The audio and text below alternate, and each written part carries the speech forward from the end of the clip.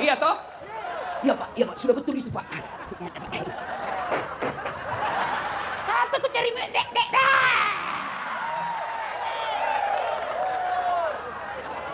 Hei, ada masalahmu bos, curhat kepada Allah.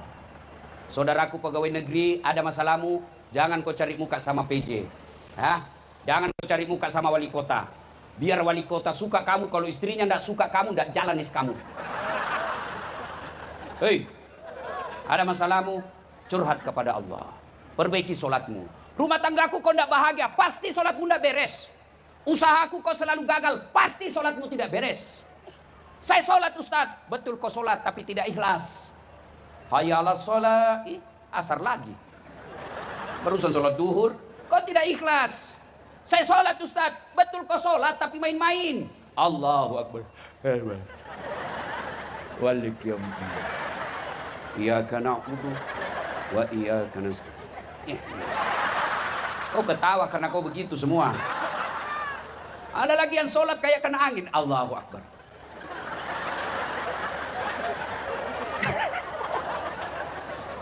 Ada lagi sholat lebih kah?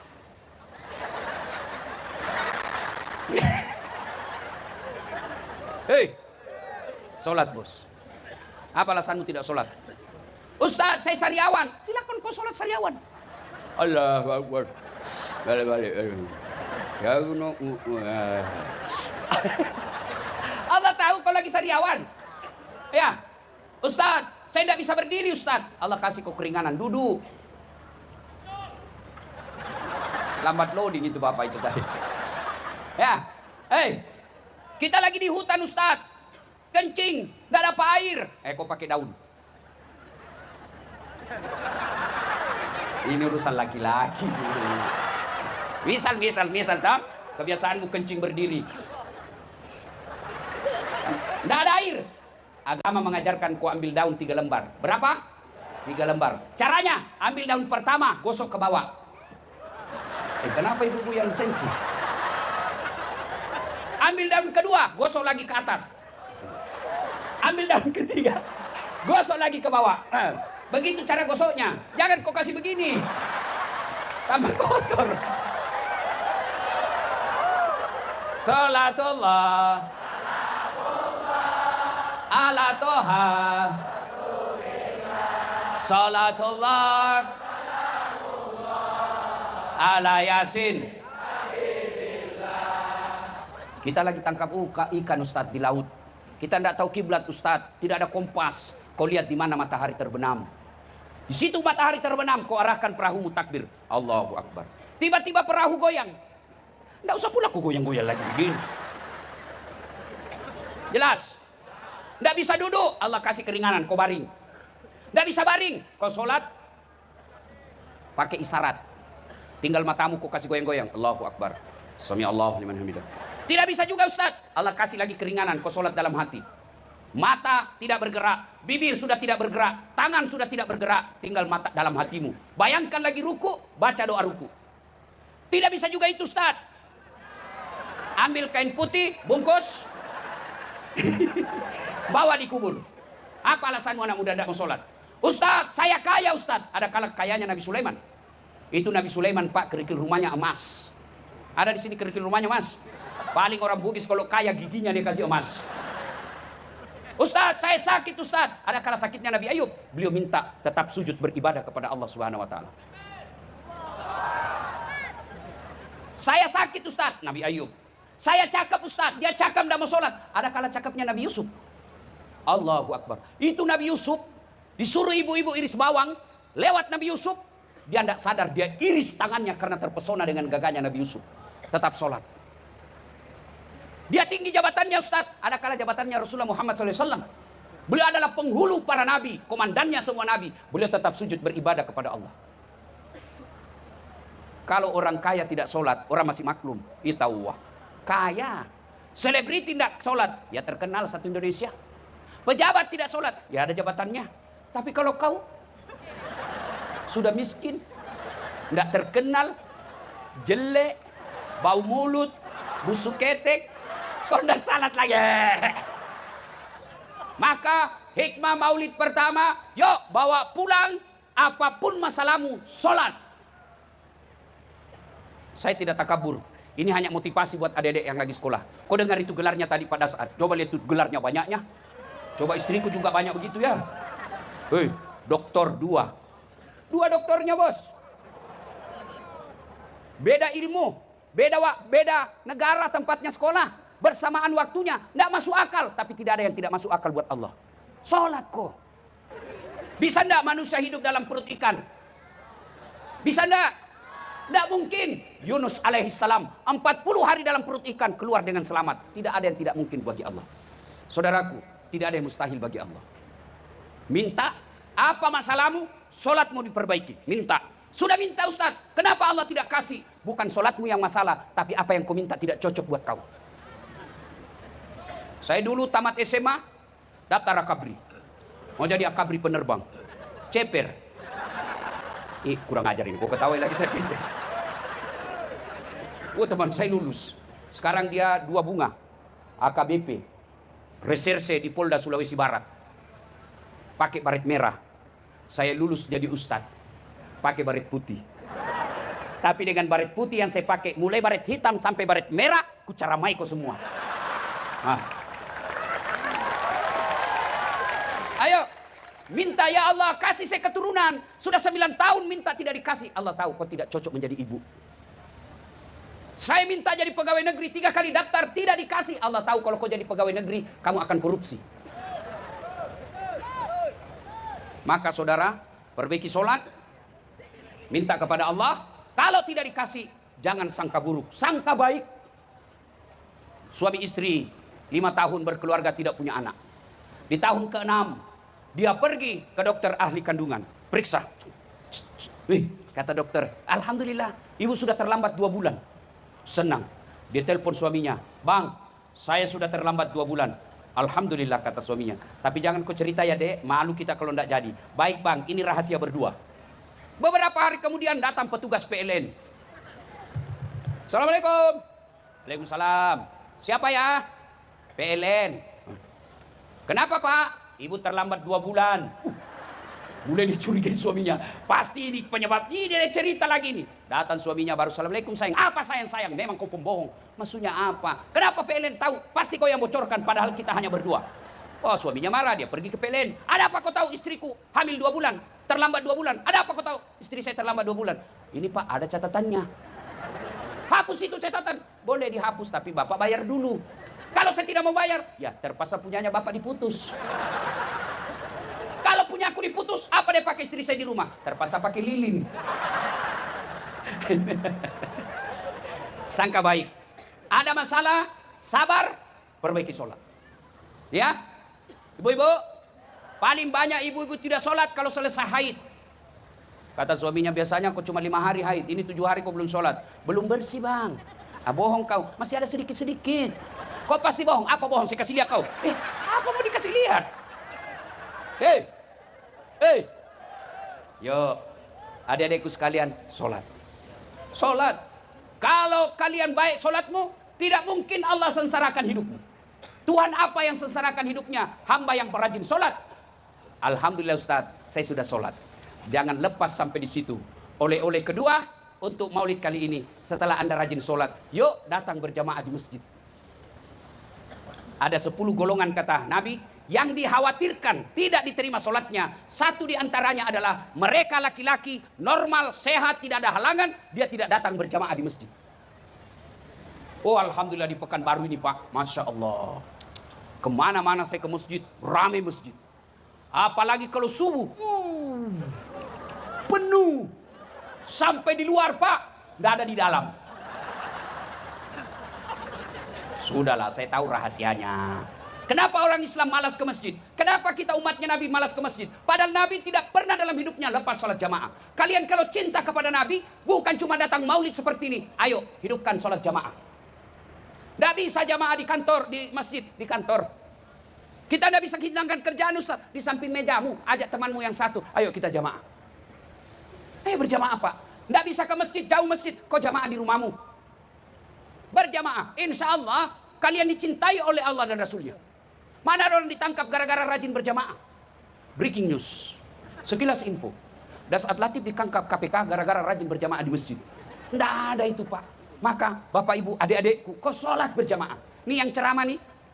Tidak pernah saya mondok. Tidak pernah saya sekolah agama secara khusus. Di mana saya belajar? Di masjid. Ayo, hidup sholat berjamaah. Kenapa orang Islam malam berjamaah? Satu, karena dia tidak lihat pahalanya.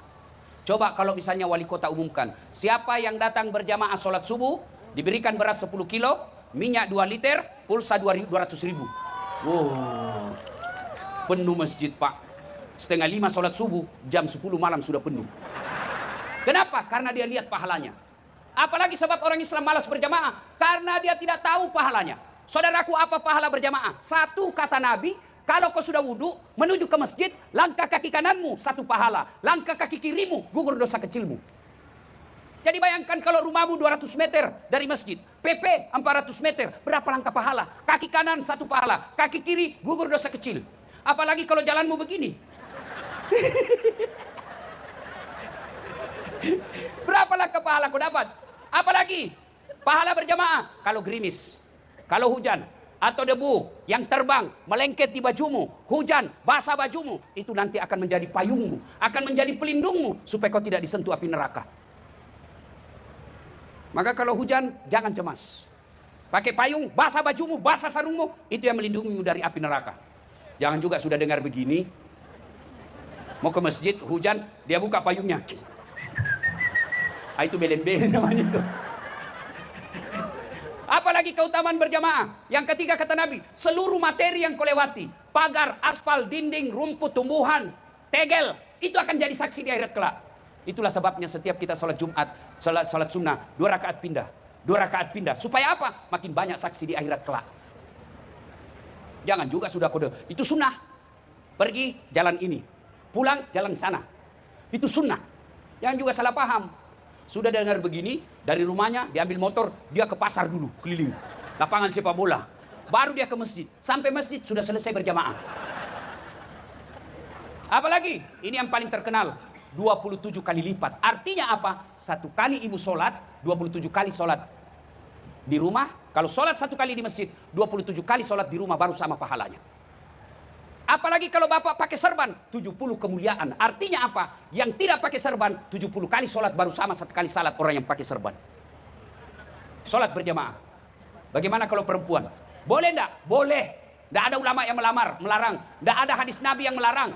Silakan kau datang berjamaah. Kenapa dulu perempuan sempat dilarang oleh Nabi? Karena waktu itu tidak aman, diculik dan diperkosa. Dulu. Sekarang di Pekanbaru, aman. Apalagi kalau usiamu sudah 65 tahun. Siapa mau culik kok? Bikin repot. Bau minyak gosok. Batuk-batuk. Jalannya setengah mati. Siapa mau culik? Ayo sholat berjamaah. Kenapa lagi yang ketiga orang malas berjamaah? Kadangkala manajemen masjid tidak bagus. Ada masjid bangga kalau tinggi saldonya. Saldo kas 80 juta. Begitu kita masuk toilet tidak ada airnya. Ini panitia nanti diseret kau masuk neraka. Kenapa kau simpan uangnya orang? Jadikan dia keran, jadikan dia kipas angin, jadikan dia AC, jadikan dia dispenser. Tenang kok, saya gaspol kok. Ya, ada juga panitia masjid senang betul. Saldo kas 100 juta. Begitu kita mau sujud, karpetnya sudah 7 kali lebaran tidak pernah diganti. Jangan simpan uangnya orang. Apalagi yang membuat orang malas ke masjid, Pak. Manajemen masjid tidak bagus. Ada masjid saya bangun, Pak.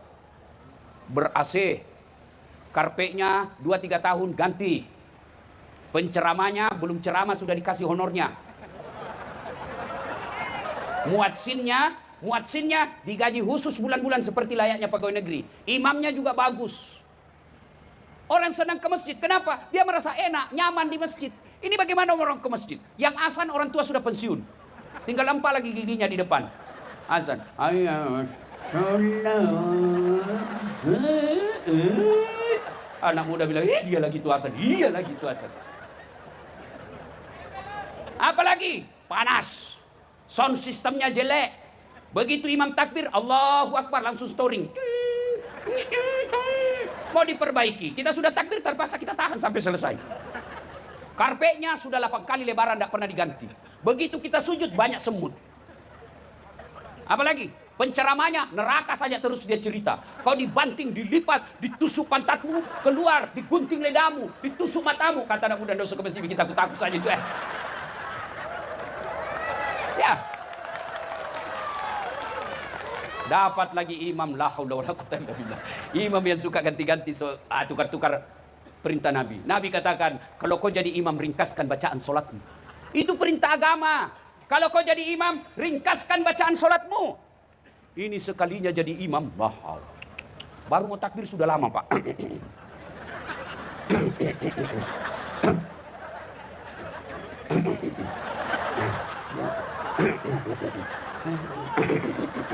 Apa itu, orang capek menunggu di belakang. Kita sudah siap, mesin sudah panas, tunggu masih lama lagi dia.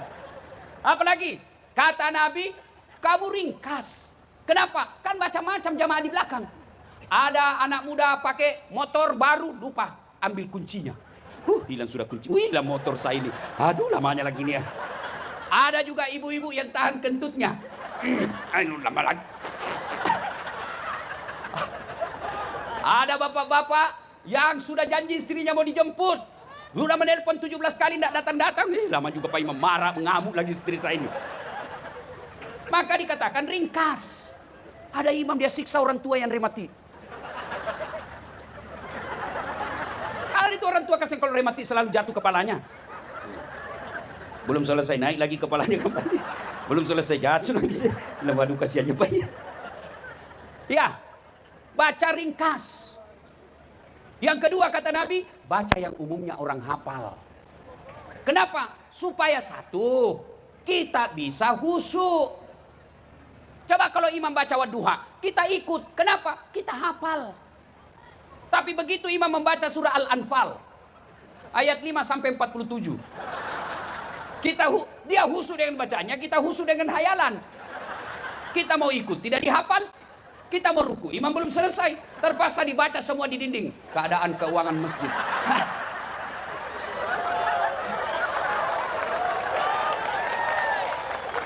Belum selesai Pak Imam, dibaca lagi kalender Persatuan Guru Republik Indonesia Kota Pekanbaru. Belum selesai Pak Imam, bajunya lagi orang di depan kita baca. Caleg DPR RI nomor Ya. Yang kedua kata Nabi, baca yang umumnya orang hafal. Supaya apa? Supaya kalau kau salah, ada yang bisa luruskan. Kalau imam baca watin, salah, kita bisa bantu. Tapi begitu dia baca yang hanya dia hafal, ya sudah, hadapi sendiri kesusahanmu. Ada ini cerita Pak, saya tidak tahu benar atau tidak, cerita aja ini. Pulanglah penghafal Quran, anak-anak remaja. Mau dites hafalannya, kau jadi imam nak. Dia ada jadi imam, dia bacalah surah yang dia hafal, hanya dia yang hafal. Tiba-tiba ada cicak jatuh dekat telinganya. Stres. Namanya orang stres pasti hilang hafalan. Dia tidak bisa sambung apa bacaannya tadi Pak. Dia ingat-ingat, apa sambungannya ini? Apalagi sambungannya ini? Suasana masjid hening. Tidak ada juga yang bisa membantunya. Tiba-tiba imam bilang, tolong bantu di belakang. Dan di belakang juga, saya juga tidak tahu. Tiba-tiba ada anak muda berteriak dari belakang. Dia bilang, kalau begitu ya sudah, Allahu Akbar. Siapa salah? Siapa salah? Siapa salah? Waktu saya kecil di kampung, ruku, sujud, lama sekali imam sujud. Tidak seperti biasanya, lama sekali. Kira-kira waktu saya itu SD. Tiba-tiba ada kawan saya, tidak tahan dia sujud lama, dia angkat kepalanya. Langsung teriak, "Hui, hilang imam!" Ternyata imam yang ditunggu kasih bangkit, hilang di tempatnya. Kacau sholat, bubar. Bubar sholat Pak. Selesai sholat ditanya, "Pak Imam, kenapa kau tinggalkan jamaah?" Dia bilang, "Saya kentut nak." Kita bilang, "Pak Imam, lain kali kalau kau kentut, angkat dulu kepala kami, supaya kau dilihat keluar." Dia bilang, "Sengaja nak, saya malu kau tahu." Siapa salah? Siapa salah? Siapa salah? Makanya dalam fikih sholat jamaah, siapa saja boleh jadi makmum. Jadi makmum juga ada aturannya.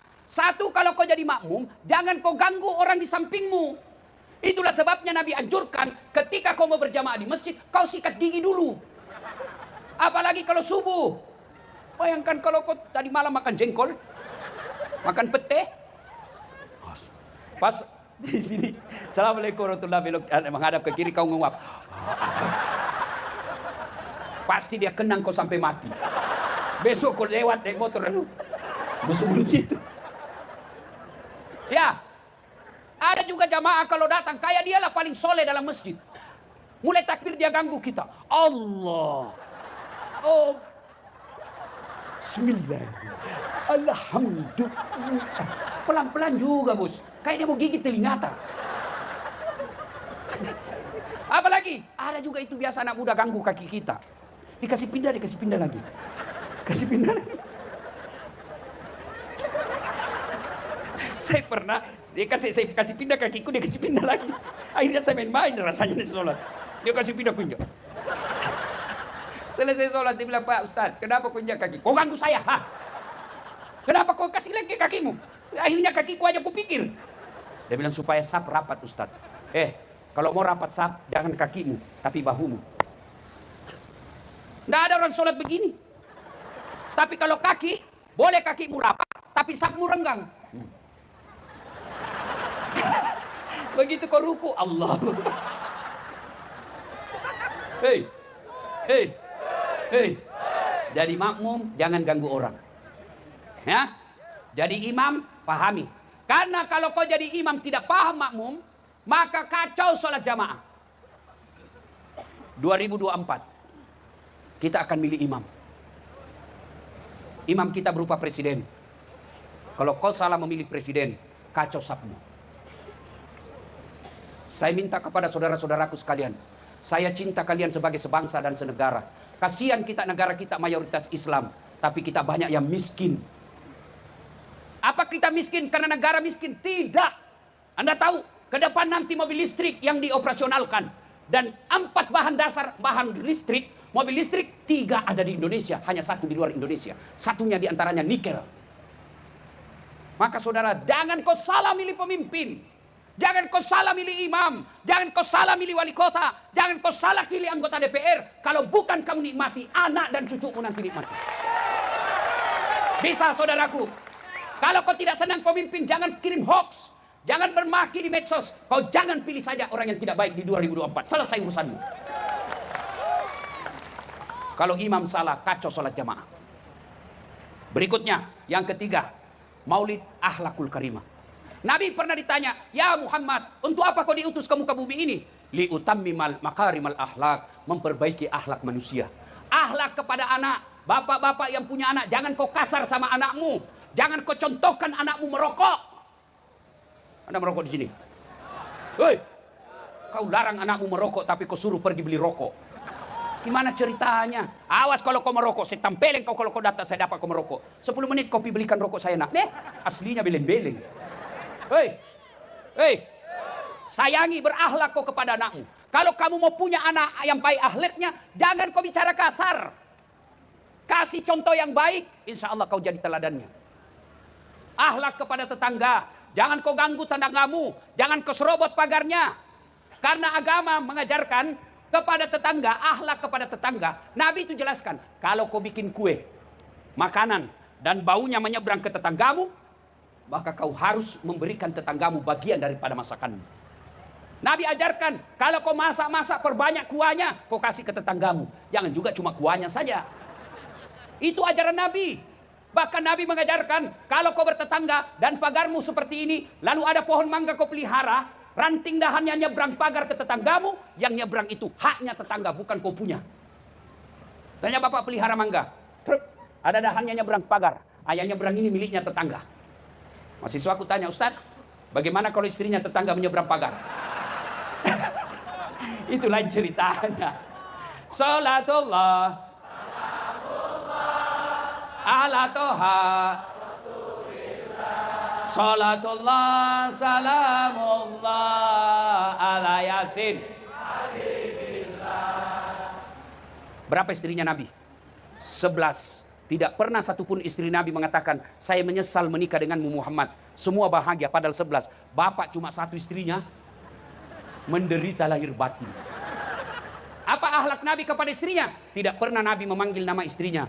Aisyah beliau panggil dengan ya Khumairah, yang kemerah-merahan pipinya. Karena memang Siti Aisyah merah delima pipinya. Maka mulai besok Pak, kalau Bapak cinta kepada Rasul, muliakan istrimu. Panggil dia dengan panggilan kasih sayang. Nabi kalau minum, Pak, kalau minum Nabi, minum tangan kanan. Lalu setelah dia minum, dia berikan istrinya. Nabi meneguk. Dan setelah itu dikasih istrinya. Dan hebatnya, bekas bibirnya istrinya, itulah yang ditempati Nabi minum. Masya Allah. Kau amalkan besok. Minum, pas bekas bibirnya istri. Bau betul mulutmu ya. Nabi sayang kepada istrinya. Maka bapak-bapak, kalau cinta kepada Nabi, muliakan istrimu. Tidak ada kemuliaan bagi seorang suami yang tidak tahu menghargai istrinya. Ini coba lihat itu istrimu, kasihan. Coba kau lihat semua itu. Coba lihat, kasihan. Dia tinggalkan keluarganya. Bapaknya sakit, ditelepon sama ibunya. Sini kau nak, datang kau besuk bapakmu. Mohon maaf, Mak, saya tidak bisa tinggalkan suami saya. Suami saya tidak ada izin untuk pergi. Allahu Akbar. Inilah kasihan. Ibu-ibu ini. Hei, muliakan istrimu. Tidak ada kehormatan laki-laki yang menghina istrinya. Kau kira gampang jadi istri? Hei, kau kira gampang jadi istri? Coba lihat, kalau dia hamil. Masih ingat waktu hamil, Bu? Ada enggak ibu-ibu hamil tengkurap tidur? Ada? 9 bulan tidak tengkurap. Bapak, 1 bulan aja tidak tengkurap, pusing. Itulah hebatnya perempuan. Apalagi melahirkan. Ibu-ibu masih ingat waktu melahirkan? Ada enggak ibu-ibu melahirkan senyum? Mentang-mentang orang kaya keluar kena. Enggak, setengah mati juga. Lihat toh? Yang ketiga, waktu menyusui. Masih ingat waktu ibu menyusui? Ada enggak ibu-ibu menyusui waktu tumbuh giginya anaknya? Aduh. Begitu digigit kau tempelin anakmu. Enggak, kurang ajar ini. Enggak dibujuk. Enggak lepas kena. Aduh. Siang anaknya, malam bapaknya.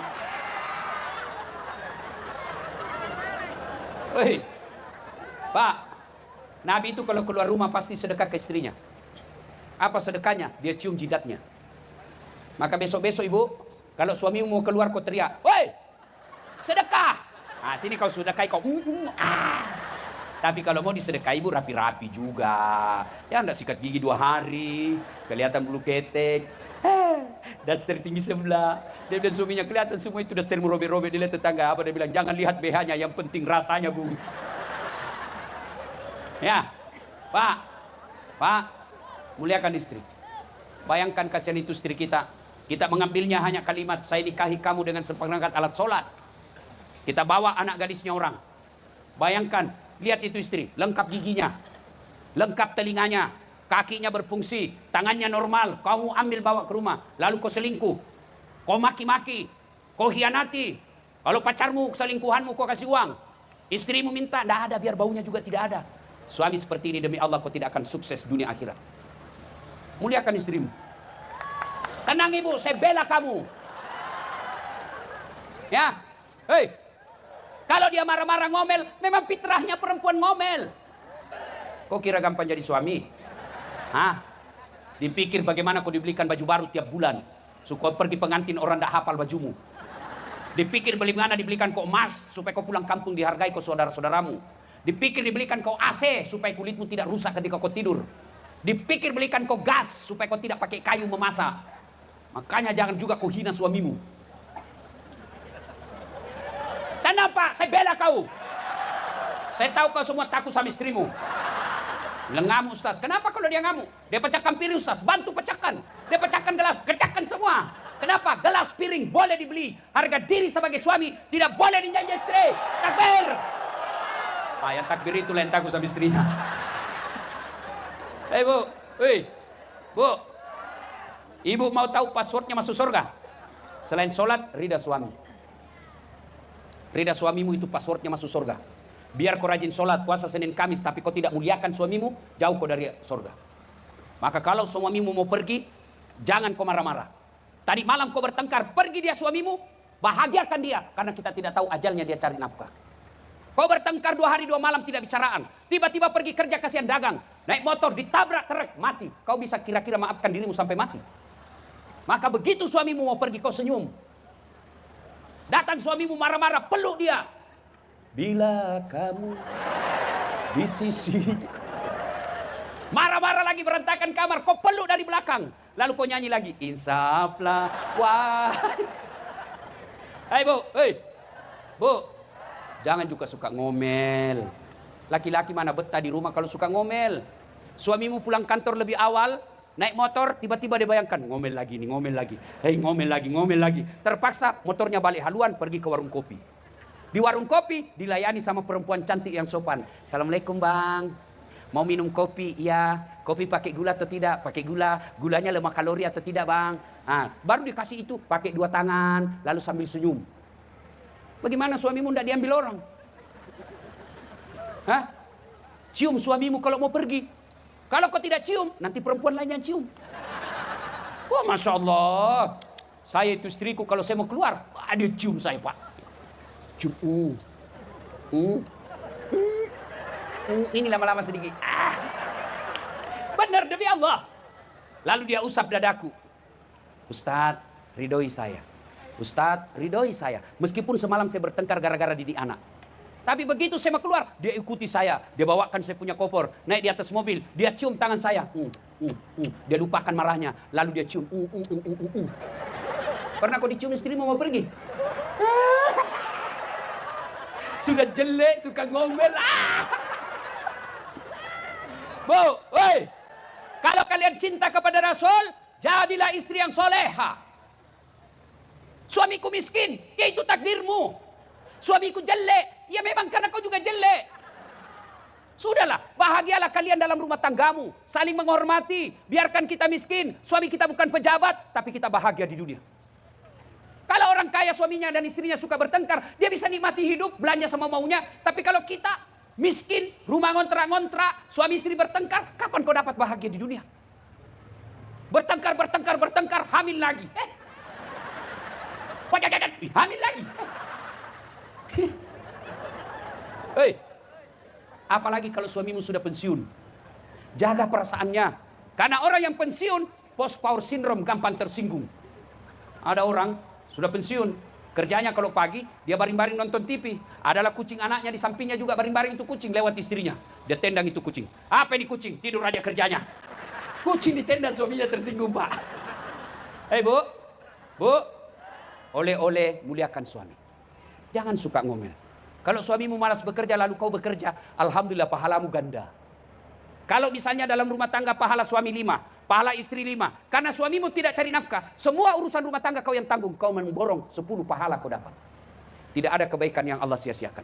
Ibu bapak saudara-saudara sekalian, pada prinsipnya banyak yang ingin saya sampaikan. Tapi waktu jualah yang membatasi kita. Kalau masih mau dengarkan ceramah saya gampang. Buka YouTube. Jangan lupa like and share. Sudah ku like Ustaz, pencet tidak mau terbuka. Aku yakin tidak ada kuotamu.